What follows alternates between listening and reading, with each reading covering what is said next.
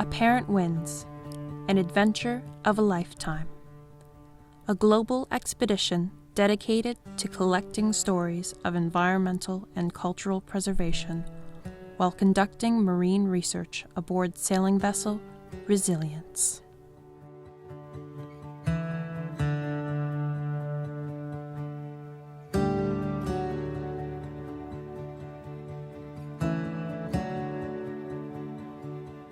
We went out to Capers for the weekend. This beautiful sea island out in the low country. It's very idyllic.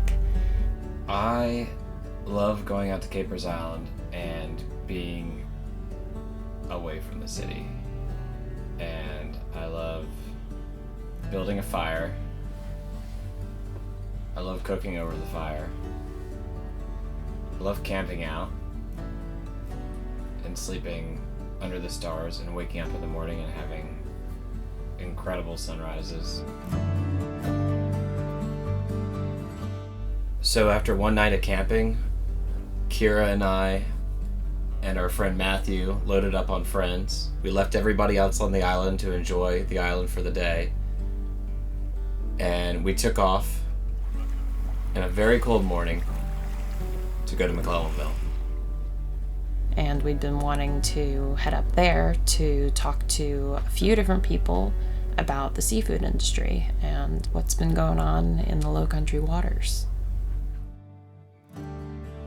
And McClellanville is, to me, a place where like my soul rests. It is a perfect example of a fishing village and what the low country used to be like. One of the guys, Jake, who works at actually the boatyard that we were hauled out at, is from McClellanville, and his family is involved with Livingston Seafood. And so he invited us to come up and talk to folks.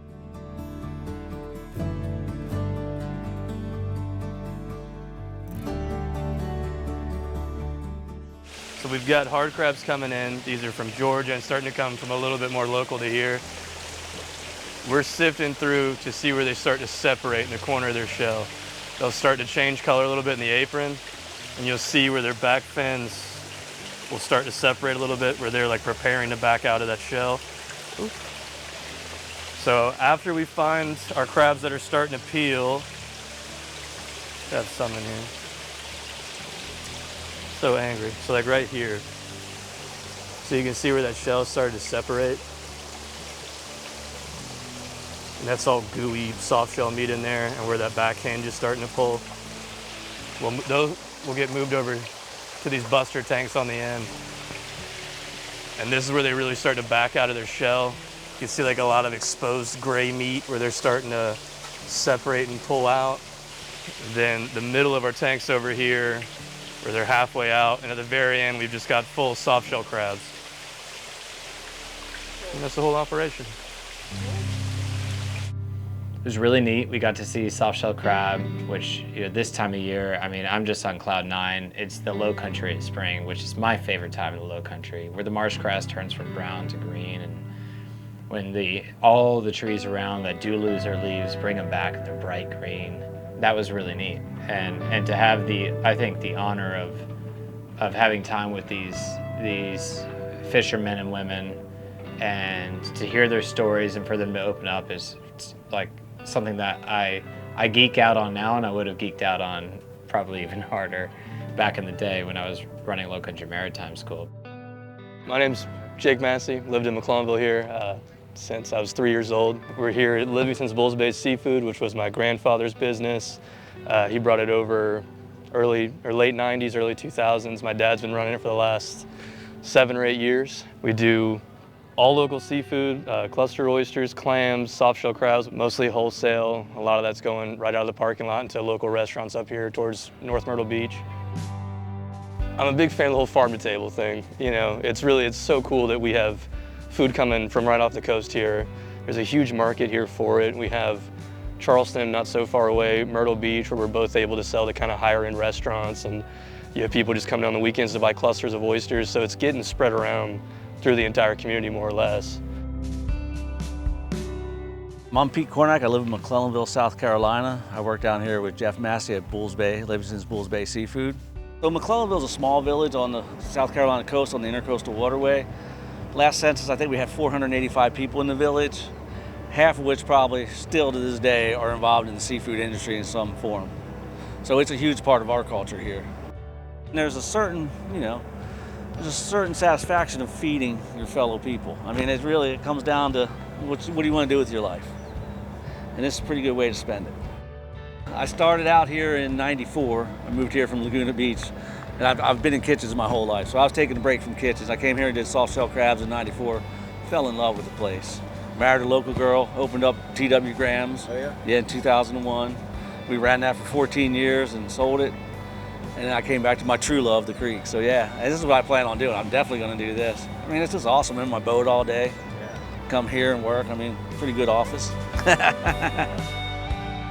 So we get up to McClellanville, this perfect little fishing village that is seeing, a lot of pressure from development and change in the world, but still such a sweet place to be. And we got to talk to Jake, who worked at the boatyard and introduced us to everybody, whose father owns Livingston Seafood, and Pete, who's just another character and like a wonderful person. I mean, talk about all smiles and just the kind of person that gives you energy.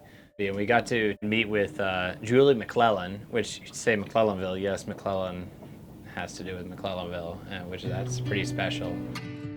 I'm Julie McClellan. I was born and raised here. Me and my partner, Irvin Ashley, own two of the largest leases, the oyster leases, and we raise mariculture clams in bags. No, McClellanville, I love it because I love my salt water. I love my black dirt. I lived in Camden for about 2 years one time, and I love freshwater fishing and stuff like that, but I'm not a clay person. I like my black dirt and I like my salt water.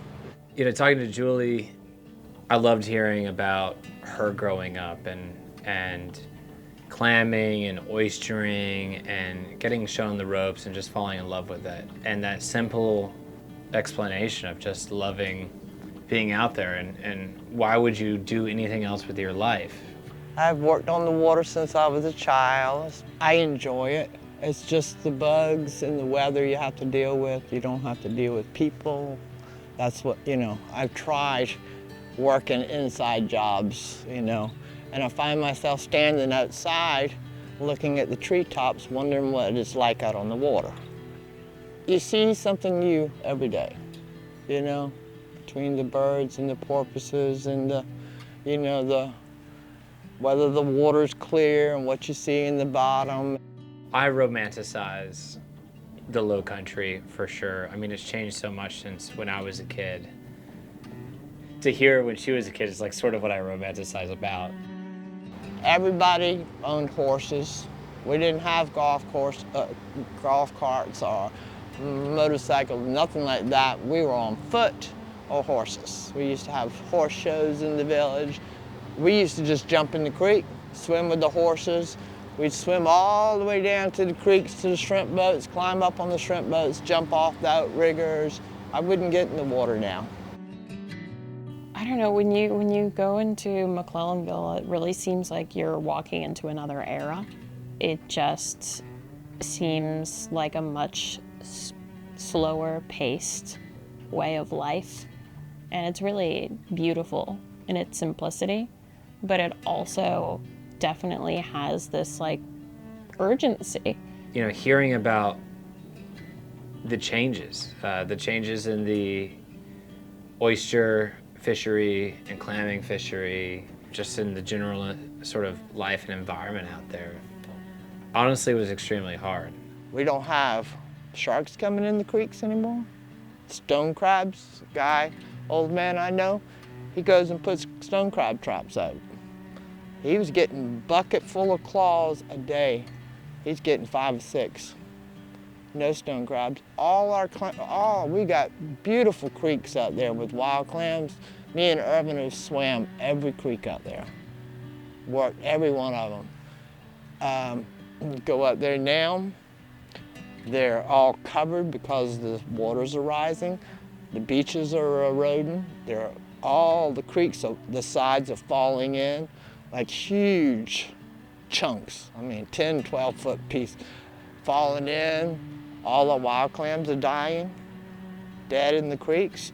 Our oysters are not growing no more. The shrimp, couldn't get in the water to rope up or do anything with McClellan's, but that goggles on because the shrimp are always popping on me. No shrimp the last 2 years. There's nothing in the rivers anymore. I would say both of our leases out here are not growing. There's just too much pollution between, the bug spray, the golf courses, so many houses, the airplanes, red algae. There's just so much. It's definitely alarming to hear someone that knows the water so well be that concerned about it. We don't have as much people to come out and test the waters and try to figure out some kind of solution to what's going on out there, And that's what's very sad too, because it's not going to help or stop anything that's going on.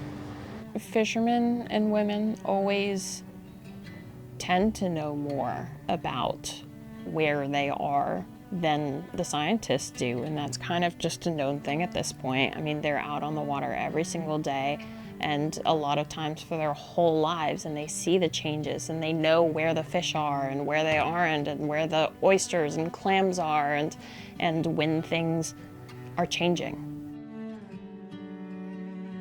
I had this sort of carnival excitement of going to Capers and going to McClellanville.